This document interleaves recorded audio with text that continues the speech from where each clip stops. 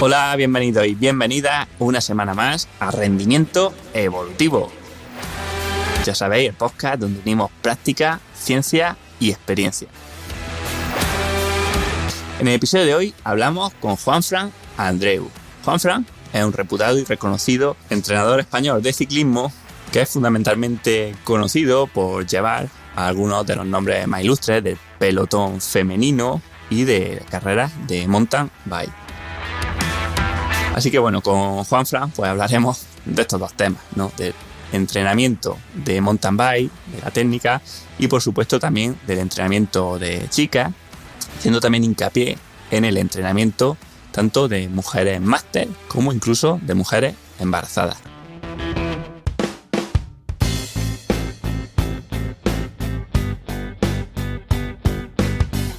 Hola Juanfran, bienvenido a Rendimiento Evolutivo. Muy buenas, hermano.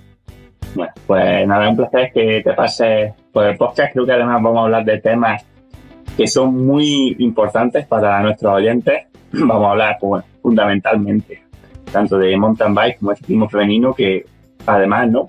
Pues son las disciplinas en las que creo que compiten la mayoría de tus entrenados. Pero antes de ello, pues bueno, me gustaría poner un poco de contexto, ¿no? Y que nos explicases, pues, quién eres, ¿no? A qué te dedicas y, bueno, un poco pues tu background de estos últimos años como entrenador. Muy bueno, yo he sido ciclista prácticamente desde hace un montón de años y al final poco a poco pues fui formándome y desde hace unos 20 años trabajo como entrenador de ciclistas y sobre todo ciclistas y triatletas, más enfocado en el deporte de resistencia, aunque en los inicios estuve un poco por ahí por el mundo del fútbol y todo eso. Y bueno, pues para mí es un placer estar en tu podcast, porque al final también con el nivel de algunos de los invitados que has tenido, pues es un placer que cuentes conmigo y compartir contigo un poco lo que hago y lo que he aprendido en todos estos años. Y así pues, que la gente también conozca quién soy y un poco del ciclismo femenino y todo eso. Perfecto, pues vamos a entrar en materia y bueno, creo que antes de empezar, o el primer tema que me gustaría sacar, mejor dicho, es el tema del entrenamiento de mountain bike, ¿no? Porque lo estuvimos hablando antes, bueno, el otro día, y al final pues me decías que el entrenamiento de bicicleta de montaña ha cambiado muchísimo en los últimos años, ¿no? ¿En qué lo notas? ¿Qué cambios has visto tú en estos últimos 10, 15 años? Bueno, en realidad yo he estado compitiendo en mountain bike prácticamente desde que empecé en el ciclismo, ¿no? Y claro, yo competía en el mountain bike anterior, antes de los Juegos de Londres en 2012, que fue cuando un poco cambió toda la duración de las carreras, el tipo de circuito y todo esto. Antes veníamos de carreras de 2 horas con bicicletas de 29, o sea, de 26. Luego hemos pasado a las bicicletas de 29 con carreras de 1 hora 20, hora y cuarto, no llegan nunca a la hora y media. Y con circuitos espectaculares, mucho más técnicos, mucho más con dificultades tanto naturales como artificiales, que llevan al manejo del propio ciclista a unos límites considerables.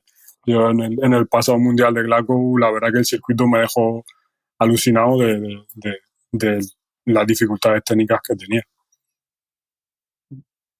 Sí, de hecho es algo recurrente, ¿no? O sea, ayer justo hablaba con un deportista que me decía, madre mía, mano, no te imaginas cómo baja la gente refiriéndose a la EPIC de Estella, Sí. diciendo, yo bajo bien y en cada bajada me decía la gente que me apartase, ¿no? Y es algo que es verdad que se nota que ha mejorado muchísimo. Si tú vas viendo en Strava los con de bajadas, ¿no? En casi todas las bajadas técnicas, pues se están bajando muchos tiempos. No sé si porque los corredores son más técnicos o porque las bicis son mejores, simplemente, pues pistas telescópicas o por cubiertas manchas. ¿Cómo ves tú esto? Yo creo que las bicis ayudan. Han ayudado, lógicamente, con las bicis actuales. Se pueden hacer los circuitos actuales, porque yo creo que una 26, no sé quién se atrevería a meterse en un circuito de XCO de los que hay ahora. Sí que es verdad que también el material que tenemos, pues ruedas más anchas, bicis más agresivas, de doble suspensión, con cuadros que son geométricamente más propensos a todo este tipo de bajadas, ayudan a mejorar los tiempos en bajada. También creo que cada vez el hecho de que cada vez los circuitos sean más técnicos hace que la gente se esté especializando un poco más digamos, en bajar más. Está siendo como una criba. El que no tiene un buen manejo o una buena habilidad técnica, pues al final, con los circuitos que hay actualmente, no pueden competir, no pueden ser competitivos, porque al final en las bajadas se ven muy limitados. Entonces la gente, pues, como que según qué circuito, según qué tipo de carreras, pues ya no participan tanto. ¿Y cómo puede hacer alguien para entrenar estas técnicas sin ir a, no sé, a un sitio donde la entrenen? Yo creo que al final lo primero es que algunas veces viene un poco innato, pero sí es verdad que yo tengo ciclistas que están corriendo carreras de Copas del Mundo y todo esto y son muy buenos técnicamente, pero sí es verdad que luego también tienen que tener un control de los diferentes ajustes que necesitan en la bici. Luego, eh, primero conocer su propia bici y sus propias limitaciones. Si le cuesta más pues un drop cortado, le cuesta más una bajada con mucho de nivel, intentar mejorar eso y ver en qué parte de esas cosas pueden mejorar. Nino Schuster al final fue el primero que puso ruedas de 240 porque le permitía arriesgar un poco más, lleva la potencia invertida prácticamente, entonces todos van buscando dentro de sus habilidades cómo ir mejorando eso. Se pueden hacer entrenamientos de técnica con la bici, pero yo creo que si no hay algo en ese ciclista es difícil que consiga mejorar. Yo siempre, una de las cosas que cuando voy a un circuito o estoy en una carrera viendo, cuando llega una bajada complicada, tú ves el que baja muy bien cómo entra esa bajada. No se lo piensa. Y sin embargo, el que le cuesta un poco más, pues siempre entra con un poco más de precaución. Y en esos simples gestos, al final, a lo largo de una carrera, supone un desgaste y rendimiento. No sé, hay mucho, ahora está muy de moda el hacer entrenamientos de técnica en bike park, con monitores y todo eso, pero yo creo que eso, si el deportista tiene miedo o tiene alguna limitación, es muy difícil de mejorar la técnica así por mucho monitor y por mucho entrenador. Yo salgo muchas veces con gente a intentar enseñarle cosas de técnica, intentar que mejoren. Lo primero que hacemos es intentar mejorar los ajustes de la bici, porque hay gente que lleva mucha presión o no sabe ni siquiera las cubiertas que lleva, qué tacos tienen o qué densidad tienen. Entonces, al final, ese tipo de cosas. Pero si tienen miedo, no, hay sitios en los que no van a poder entrar o meterse. Y sin embargo, los que tú ves que sí tienen esa habilidad y todo eso, pues un poco también es ayudarle a que aprovechen eso y que sean más eficientes en carrera, porque también muchas veces el que baja mucho y baja a lo loco o acaba en el suelo o acaba rompiendo la bici. Sí, sí. Es una cosa, ¿no? Que no sé tú qué opinas, porque cuando decimos muchas veces a los entrenadores, bueno, coge la mountain bike y busca senderos, pues un poco técnicos, ¿no? Para practicar. Mm. Pero aquí, o sea, en las bajadas no tenemos vatios, ¿no? Yo, por ejemplo, yo les digo, en un porcentaje de riesgo, pues a un 80 o un 90%, ¿no? Pues ni al límite, porque a lo mejor mejoran más, pero la puedes cogerle miedo, Mm. ni muy lento, porque entonces tampoco progresas. No sé tú cómo enfocas esto, si les dices, bueno, hay que bajar fuerte o hay que, no sé, ir a por algún con de bajada. No. Sí, al final hay tres entrenamientos de técnica que mando, que son, uno es la bajada en fatiga, porque yo tengo aquí una bajada cerca de casa que siempre llevo a la gente para hacer esto. La bajada viene con una más o menos, primero tiene una subida de un minuto y poco, y luego una bajada entre pinos, de tierra suelta con algún escalón. Ha habido gente que la ha traído ahí y claro, cuando lo baja sin haber hecho la subida rápido, haber hecho la subida a ritmo mío, que no tengo un nivel alto, al final bajan tranquilos. Ahora cuando le digo, bueno, ahora vamos a repetir y vamos a hacer la subida a tope y meterte la bajada. Normalmente suelen ser más lentos, lógicamente, y de vez en cuando alguno o bien se come un pino o bien se pasa en una curva y todo eso. Entonces uno de los entrenamientos que suelo mandar bastante es que antes de una bajada de sendero hagan 30 segundos, 20 segundos a tope, porque no es lo mismo bajar cuando vas tranquilo que bajar en competición cuando tienes las pulsaciones a las 180 o más. Entonces eso es una de ellas. Luego otra de las cosas es también repetir mucho una misma bajada para que ellos mismos intenten un poco como ver qué detalles de esa bajada pueden mejorar, ya sea frenar menos, ya sea pedalear un poco más y todo esto. Y luego otro, que es un juego también, un poco pues hacer bajadas sin pedalear, por ejemplo, que estén llenas de curvas, o un mismo circuito de curvas que sea llano, darle vueltas sin frenar, por ejemplo. Y al final con todo esto es buscar un poco las inercias, el saber ajustar también las presiones de la rueda para que puedas dejar la bici correr más. Porque lógicamente también si buscas ser eficiente para no tener que estar dando pedales en una bajada, pues siempre va a ahorrar energía luego en competición.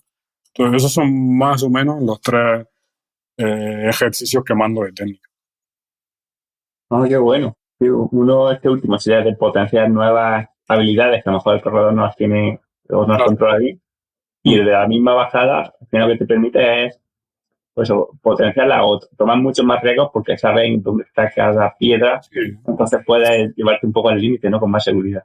Claro, piensa al final que los corredores de XCO sobre todo, al final cuando van a ponerse en la salida de una carrera, le pueden haber dado, no sé, mínimo 10 vueltas al circuito antes. O sea, se lo conocen de memoria.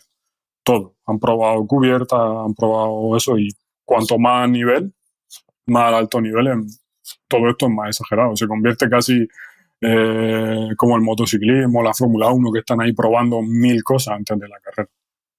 Porque al final eh, las diferencias son pequeñas en ese nivel de rendimiento y cualquier ahorro de energía o eficiencia que puedas conseguir, pues al final se transmite en rendimiento. Claro, exactamente. En esos niveles tan altos, un ancho de rueda, pues ya influye más seguramente que la técnica o la diferencia técnica entre un corredor y otro, ¿verdad? Claro, sí, al final en una carrera, los 10 primeros de un Open de España o ya en Copa del Mundo, ni te cuento, esta gente las diferencias técnicas que tienen son muy pequeñas.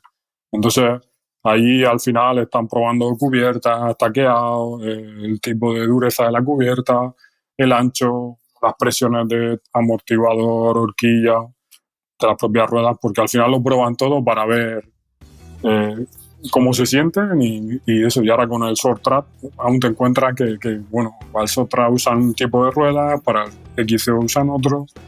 O sea, es y es, cuando lo ves ahí y estás con ellos, es muy específico cómo trabajan eso.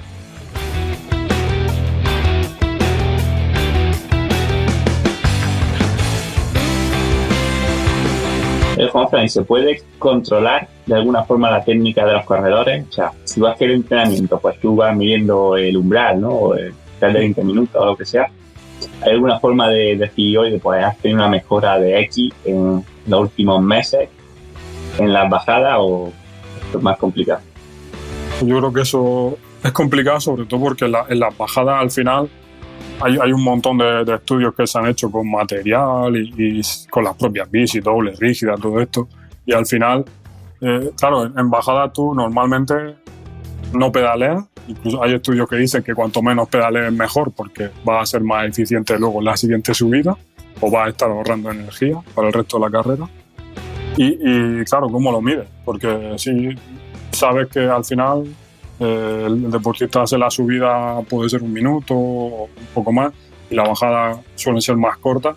Al final ahí casi no le da tiempo a que baje el pulso, ni baje el VO2, probablemente el lactato tampoco, porque nosotros lo hemos probado y no te baja, no da tiempo a que baje porque las bajadas son bastante cortas.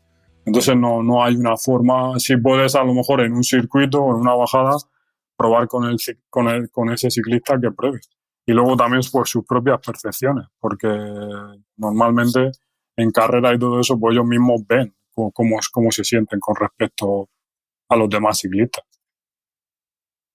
Claro, que hay un componente de la bajada que no tenemos nunca en cuenta, ¿no? Que es la fatiga o cómo recuperas, porque los dos podemos bajar igual, pero yo llego abajo, pues ya estamos hablando de mountain bike, yo llego cansadísimo, con calambres de la tensión de la bajada, y otro a lo mejor ha ido ahí disfrutando sin dar pedales, y a lo mejor los dos hacemos al mismo tiempo, pero luego te pones a subir y que la persona que ha ido recuperando está mejor y el que ha ido sufriendo es fatal. Eso es una de las cosas que al final muchas veces olvidamos, que al final sí, a ver, en bajada, si la carrera dura 1 hora y media, puedes estar bajando 30 minutos, 30 minutos, pues siempre es menos que lo que subes, ¿no? Porque son más rápidas. Pero al final, si tú con respecto a otro corredor tienes que ir más fatigado, o sea, tienes que ir gastando más energía, tienes ir más tu cuerpo al límite, pues al final lo acabas notando. Yo sí, por ejemplo, aquí tengo dos corredores que entrenan mucho juntos. Uno es corredor de maratón, que suele estar siempre en posiciones de podio, y otro es corredor de rally, que también suele estar en posiciones de podio. Y me acuerdo que juntándolas entrenando, haciendo simulacros de competición, en un circuito de 20 minutos, tú veías que llegaban juntos, pero la potencia normalizada y la potencia media era un 20% menos del corredor más técnico. O sea, no solo probablemente este corredor, que era menos técnico, estaba gastando más en las bajadas, sino también que tenía que producir más potencia para llegar en el mismo tiempo. Y daba igual, hacíamos simulacros uno delante, primero uno tirando y luego el otro, y siempre pasaba lo mismo. Había una diferencia de vatios para llegar juntos importante, que era, por ejemplo, un 20%. Y eso fue muy curioso porque fue un entrenamiento que hicimos ahí todos juntos, y luego analizando los datos lo vi y dije, mira, aquí esto se nota muchísimo. Claro. Se ve a veces, ¿no? Corredores que en mountain bike son top nacional o de la comunidad, y luego en carretera dice, bueno, no es tanto, ¿no? Pero claro, donde esa persona se expresa bien es en la montaña, y es donde puede sacar cada partido de su vatio, de recuperarlo, de la inercia, ¿no? Como tú dices. Sí, todo. Al final en subida también hay... O sea, en subidas, cuando las subidas son técnicas, también se notan las diferencias. Porque tú puedes subir, por ejemplo, subiendo una senda. Yo recuerdo de ir subiendo con una chica juntos en una carrera por etapas, y al final casi hacer los mismos vatios, pesando yo 15 kilos más. O sea, pero ella tenía que producir muchos más vatios para poder seguir, porque a lo mejor la eficiencia de los pasos de piedra, los pasos de escalones, era menor, y tienes que producir mucha más potencia. ¿Qué pasa? Que eso a lo largo de la carrera, pues una maratón de 3 o 3 horas y media, al final su fatiga va a ser mucho mayor. Ya, sin duda. Y antes decías que, bueno, entrenas deportistas de maratón, de rally. ¿Qué diferencias así generales puede haber entre alguien que haga maratones de, pues, de 2, 3 horas, ¿no? 4 como mucho, y una persona de rally en cuanto al entrenamiento? Pues algunas veces, si te digo la verdad, este año, en maratón del Campeonato de España, al final un sub-23 que estaba ahí corriendo Copa del Mundo y todo eso, fue campeón de España en maratón, y estábamos preparando solo el rally, y en maratón fue capaz de ganar el maratón y hacer top 10. Y luego, tanto en Máster 30 como en Máster 40, también ganaron dos de los deportistas que entreno, que venían de ganar carreras del Open de España de XCO. Entonces, y no estamos preparando maratón, porque este año también, con el cambio del calendario de poner el Campeonato de España de Maratón en mayo, pues ya no es como el año anterior, que al ser en septiembre, los corredores de rally paraban en julio después del Nacional, y tú podías hacer una preparación pues con más series largas y todo esto. Entonces, yo creo, viendo esto, ¿no?, que al final también, como los corredores de rally entrenan mucho volumen, aunque sean carreras cortas, necesitan también un alto volumen de entrenamiento, yo creo que ellos son capaces de correr más fácil un maratón y hacerlo bien. Luego sí que verá que a lo mejor los de maratón, pues como están acostumbrados más a un ritmo que no es tan intenso, a bajadas que bajan un poco más tranquilos de ritmo, y luego a hacer trabajos más largos y series más largas, así que eso. Yo creo que la diferencia estaría también en el tipo de trabajo de serie. Al final, con un corredor de maratón buscas también que su resistencia a la fatiga pues sea mayor, y que conforme va pasando la competición no pierda tantos vatios. Creo que esa podría ser la diferencia entre ellos. Pero ahora tenemos short track, tenemos XCO, tiene maratones, que son 3 horas y media, pero que van a ritmos que ya son exagerados. Entonces, creo que además con corredores como Paulin Ferran Prevot, que es capaz de ganarte el short track, del XCO, el campeonato del mundo maratón y luego el campeonato del mundo de gravel en un mismo año, pues yo creo que las diferencias cada vez son más pequeñas. Sí, o propio Van der Poel, ¿no? Sí, por eso, que al final son capaces de... Por ejemplo, Van der Poel, una de las cosas que yo creo que le ha hecho, que en todas las veces que he intentado darle a su empresa en XCO, ha sido la falta de meterse en esas carreras y siempre ha cometido algún fallo en alguna bajada. Los circuitos son muy técnicos. Sí, pero bueno, el mismo año ganó el campeonato de ciclocross, ¿no? Sí, bueno, no sé si lo gana este año, pero bueno, el ciclocross fue 1 hora y el de carretera fueron 7. Sí, por eso digo que al final yo pienso que es más fácil cuando un corredor está preparando carreras más cortas, tipo ciclocross o tipo XCO, que sea capaz de correr carreras largas, porque al final son ciclistas que están entrenando muchas horas. Lo que pasa es que su cuerpo, pues claro, para esas carreras cortas trabajan muchas más intensidades o series más cortas, o las propias carreras le dan ese ritmo. Pero creo que para ellos es más fácil correr un maratón, una carrera larga, que para el corredor que está acostumbrado a correr maratones y todo eso, meterse luego en un rally. Pero por lo menos de salida lo van a sacar del punto.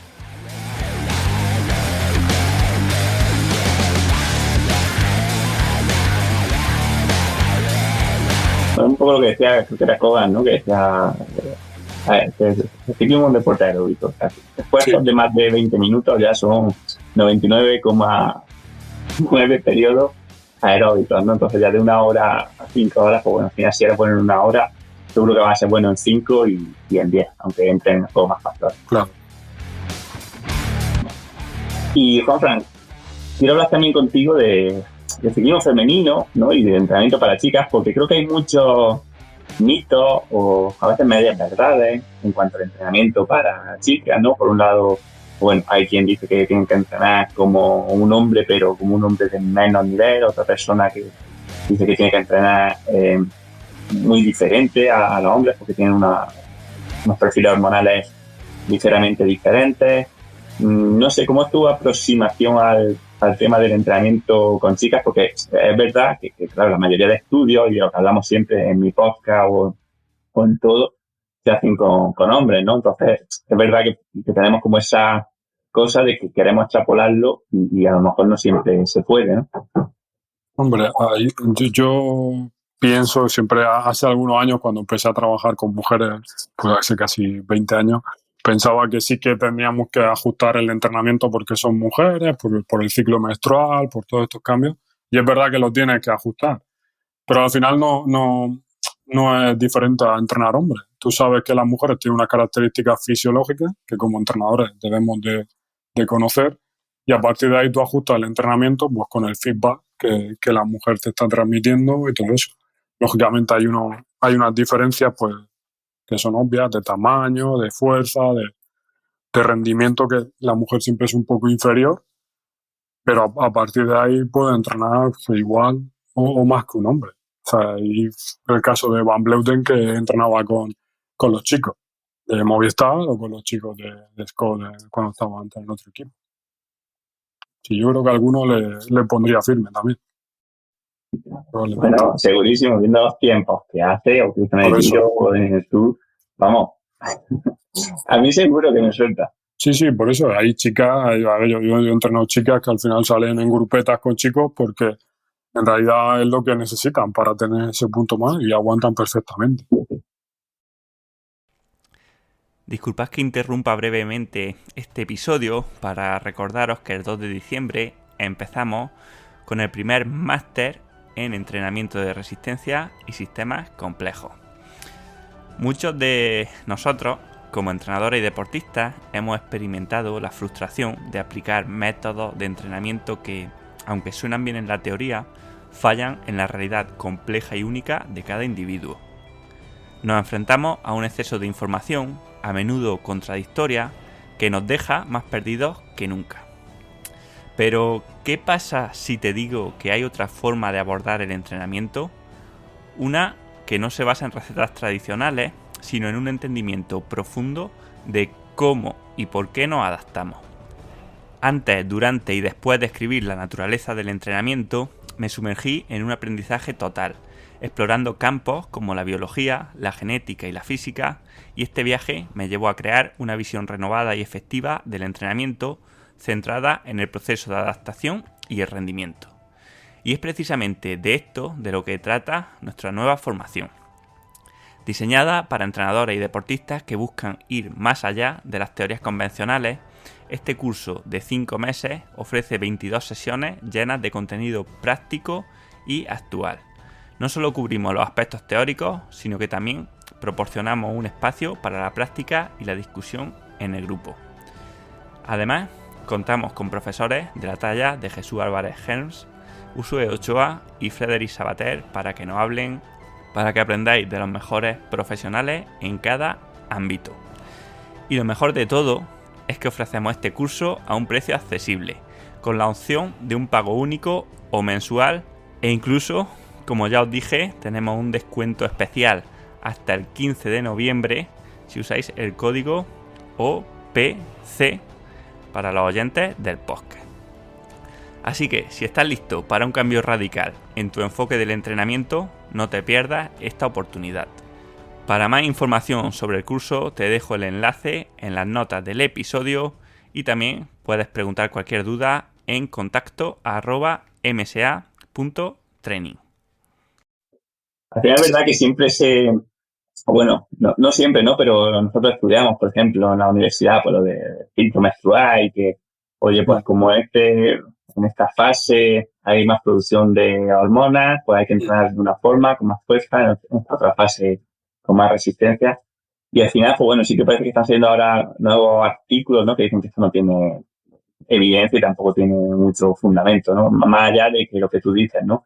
Que si tú tienes problemas con el ciclo menstrual, tienes dolor, tienes, bueno, lo que sea, cambios de ánimo, etcétera, pues igual sí que tienes que bajar la carga en esas semanas, ¿no? O en esos días, mejor dicho, pero en el resto, Sí, pues se puede estar normal, ¿verdad? claro. No, yo pienso que, y al final por la experiencia también creo que sí que es bueno, o sí que es un poco importante que tengamos en cuenta el ciclo menstrual por lo que tú dices, porque algunas chicas tienen molestias y otras no. Algunas tienen molestias en la primera fase, otras las tienen en la ovulación. Entonces, eso es importante, pero al final es lo que he dicho antes, el feedback con el deportista y conocerlo. Hay un montón de estudios que te dirán que ajustar el entrenamiento al ciclo menstrual es mejor, luego hay otros que te dicen que no hay cambio, hay gente que vende cursos de entrenamiento a mujeres, no sé, o sea, yo creo que lo importante es conocer todas esas características y a partir de ahí ajustarlo. Yo normalmente, o sea, nosotros no puedes que a una mujer le viene la menstruación y tú no puedes coger y pasarte 4 o 5 días rodando suave, y si es alto nivel mucho menos, porque luego si tiene una vuelta por etapas, tiene una carrera y tiene la menstruación que hacemos. Entonces, como un poco probar, entrenar y adaptar todo eso a la mujer. No pueden modificar eso porque es algo natural de ella. Exactamente, y luego al final eso es una variable más dentro de todas las posibles variables de diferencia que hay entre personas, ¿no? Y yo a veces lo he dicho de que, o sea, el hombre promedio y la mujer promedio seguramente son más parecidos entre sí que un hombre contra un hombre de diferente sitio, ¿no? De diferentes historias de entrenamiento, diferentes genéticas, o lo mismo con las mujeres, ¿no? Cuando cogemos el promedio del hombre y de la mujer seguramente no tengamos tanta diferencia. No, y al final también las mujeres de alto nivel o las mujeres que están muy entrenadas, las diferencias, por ejemplo, con un hombre sedentario son muy pequeñas. Porque sí que un hombre y una mujer tienen una diferencia por fisiología o por naturaleza, tienen unas diferencias de fuerza, de composición corporal y todo esto. Pero claro, cuando una mujer empieza a entrenar y entrena mucho, sobre todo cuando ya hablamos de alto nivel, al final su composición muscular, de grasa, la fuerza, el rendimiento y todo lo que tiene, pues ya se acerca, es mejor que muchos hombres sedentarios o que salen, entrenan poco y ya se acerca casi a los niveles de los hombres. Entonces, ahí las diferencias ya no son tan grandes. Bueno, de hecho, hay una cuestión, es que sé que se ha visto que conforme más larga es la duración de la prueba, menor es la diferencia entre hombres y mujeres, ¿no? Y de hecho hasta se hipotetizaba que en pruebas muy, muy largas de ultradistancias, pues una mujer puede superar a un hombre, porque es verdad que son mejores oxidando ácidos grasos, Sí. tienen más fibras lentas, entonces, bueno, parece que de hecho yo lo veo, ¿no? O sea, las chicas por lo general pues suelen asimilar mucho mejor el alto volumen. También cuando bajan los carbohidratos, incluso meten dietas pues muy bajas en hidratos, suelen responder mejor que los hombres también, ¿no? Sí. Pero a lo mejor justamente por eso es al revés como tienen que entrenar, ¿no? Quizás en una mujer tiene que tener más preponderancia, pues trabajo de fuerza o de alta intensidad, porque son más limitantes para ellas, ¿no? Que seguramente para un hombre cuyo déficit a lo mejor está más en la resistencia. Sí, y a ver, la resistencia también, porque al final ellas como usan mejor la grasa y todo eso, pues le puedes sacar más provecho a ese trabajo. La fuerza, lógicamente, al tener menos, necesitan un poco más de carga o de volumen. Yo intento, por ejemplo, en pretemporada meter, a lo mejor si al hombre le pongo 4 series de 8 o 10 repeticiones, pues las mujeres suelen ir a 5, porque lo necesitan y porque lo asimilan mejor también y recuperan antes. Pero sí es verdad, por ejemplo, que en triatleta, yo trabajo también con triatleta y en Ironman, distancia de Ironman, las diferencias son muy pequeñas. Incluso tengo alguna triatleta que es más rápida que los chicos que entreno. Por eso son más eficientes, más por su cantidad de grasa muscular y todo eso, pues suelen responder mejor a las distancias largas. ¿Y qué evolución has visto en el ciclismo femenino en los últimos años? Pues bueno, tanto en carreras como en cuanto al entrenamiento.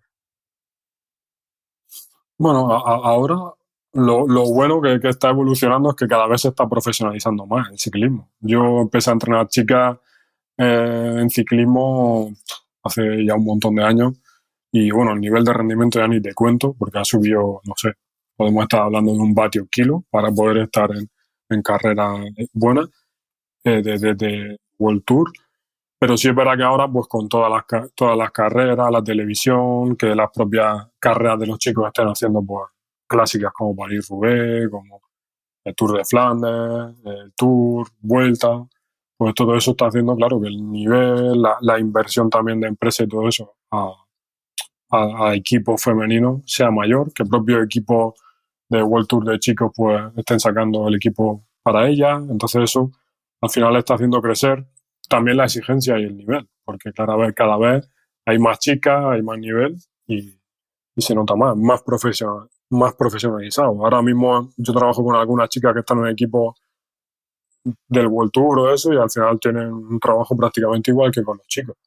O sea, en el control, en el material, en los sueldos y todo eso, pues cada vez están más cerca de los chicos. Ya entiendo que en el World Tour, por lo menos, o sea, tiene un sueldo que da para vivir, ¿no? Pero no tiene que tener un segundo trabajo.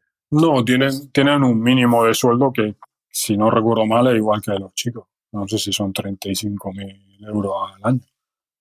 No me acuerdo porque sé que ahora, como están cambiando muchas normativas de todo esto, al final. Pero, por ejemplo, en España, el año que viene, hay muchos de estos equipos UCI que van a desaparecer porque la nueva normativa hace que las corredoras tengan que tener un salario mínimo si quieren ser un equipo UCI. Y en un futuro se va a crear lo que es el World Tour, el UCI Pro como en chicos y luego ya los equipos UCI. Para que poco a poco se vaya equiparando en sueldos, por lo menos en sueldos mínimos a los chicos y que, claro, que al final también tengan, pues que la que sea UCI o esté corriendo en un equipo profesional tenga su salario mínimo. Uh-huh. Genial. Hmm. Y luego también me comentaban, un tema interesante, ¿no? Es cómo ha crecido el ciclismo femenino en las categorías máster, ¿no? Y eso sí que está siendo también un gran aliciente, ¿no? Porque es verdad que hace unos años había categorías o carreras donde apenas salían chicas, pues en algunas no sé ninguna, y ahora sí que estamos viendo, pues eso, bastante afluencia, ¿verdad? Sí, ahí en el último mundial de Gravel Master, no sé si habían, solo en categoría, yo tenía una chica que estuvo corriendo en categoría 40 y creo que habían 40 y tantas mujeres en esa categoría y en el resto a lo mejor pues te encuentras en una carrera de estas con 200 mujeres apuntadas que antes no no habían tantas. Y está creciendo mucho, yo creo que también pues por la visibilidad que se le está dando a todo el ciclismo, al deporte y todo eso. Y para ellas, que hay muchas también que al final quieren practicar un deporte, y creo que el ciclismo es un deporte bastante, aunque necesitas tiempo para entrenar, pero es bastante asequible a la hora de, bueno, pues tienes tu bici, sales con la grupeta y pasas un buen día de entrenamiento y todo eso. Y cada vez estamos encontrando más carreras, más campeonatos de España, campeonatos del mundo y todo eso de máster, que está haciendo que cada vez la cantidad de chicas de estas categorías sea mayor.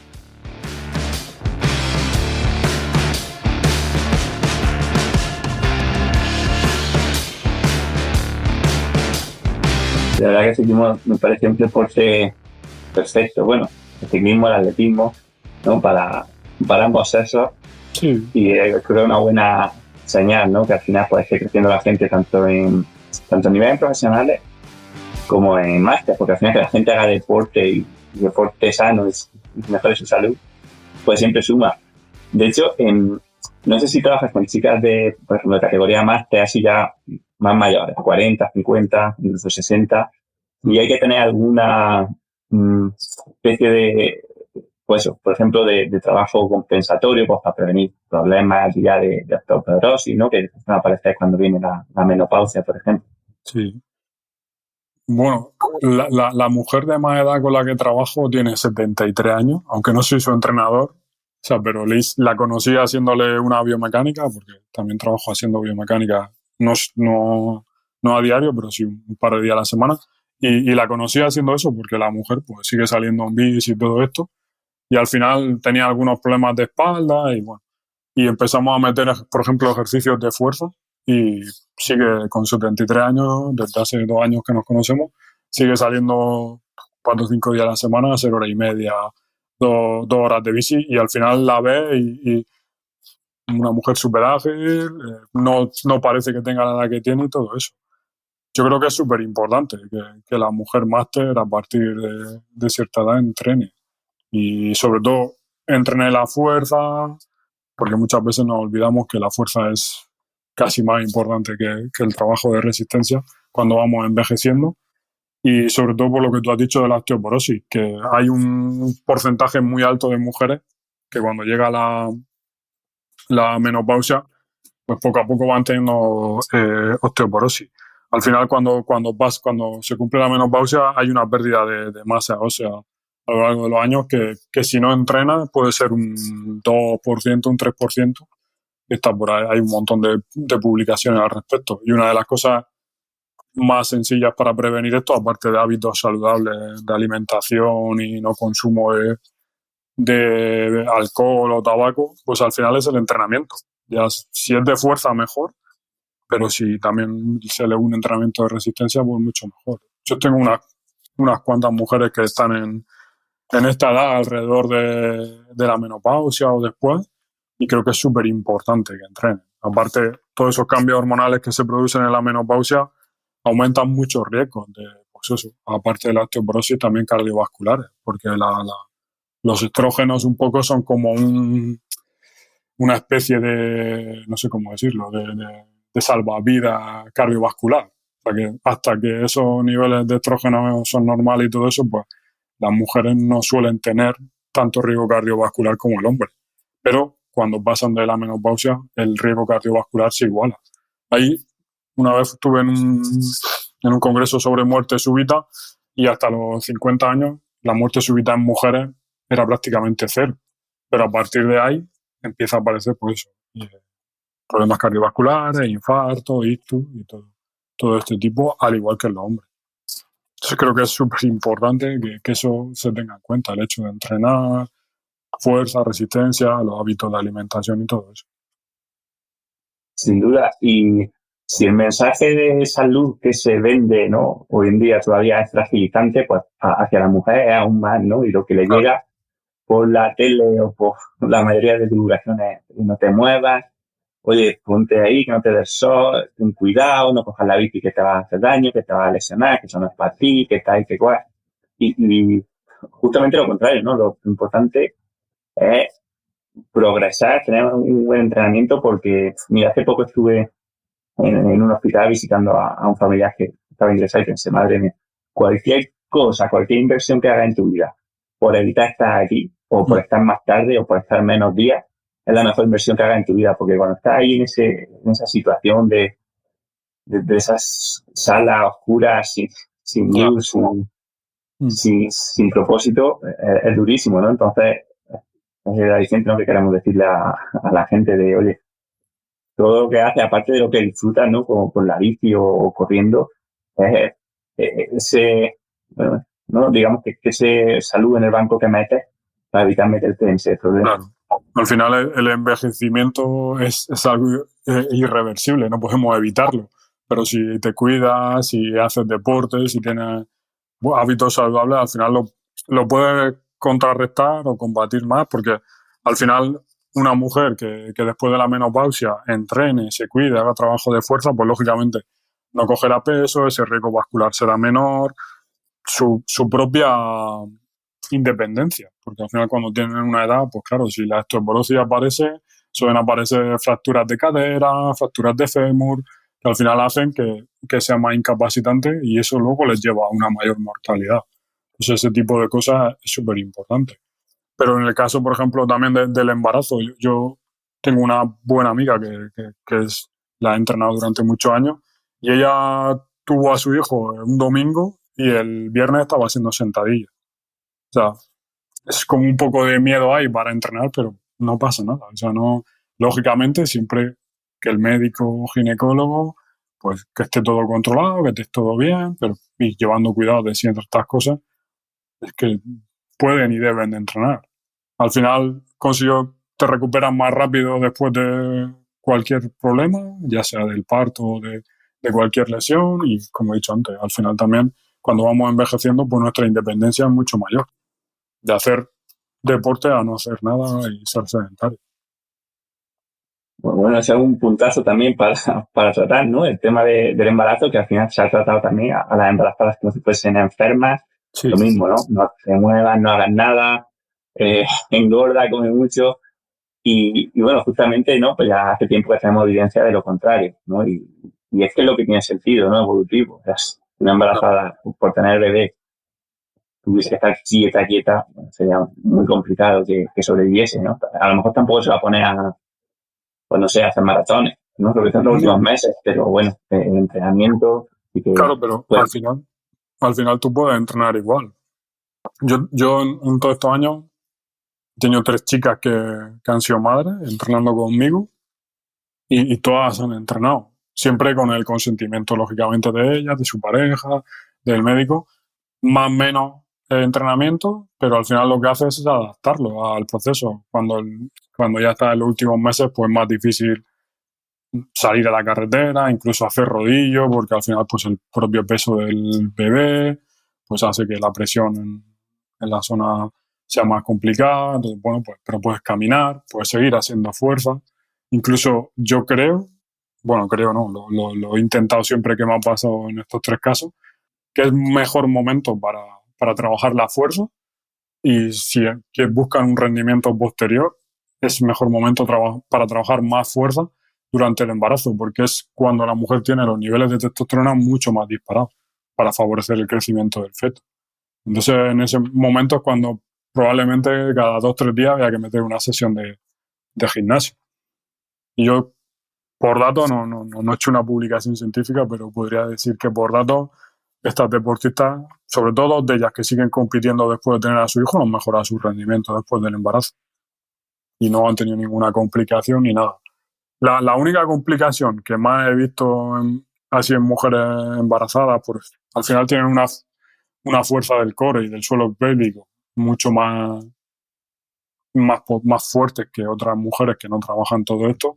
Y al final lo que cuesta más es llegar a un parto natural, porque esa musculatura está tan fuerte que normalmente suelen acabar en cesárea, por lo menos en las que yo estoy hablando de 3.